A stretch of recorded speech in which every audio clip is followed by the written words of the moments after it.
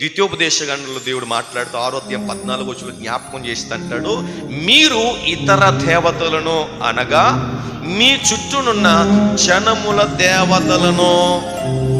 ఎవరితో చెప్తున్నారు ఈ మాట? ఎవరితో చెప్తాడు? ఇజ్రాయేల్. ఇది ఎలా చెప్పాలి?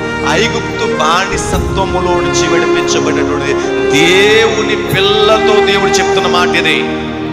ఈరోజు ఇక్కడ కూర్చున్నటువంటి మనకు కూడా దేవుడు ఆత్మ సంబంధంగా హెచ్చరించే మాట ఏంటో తెలుసా?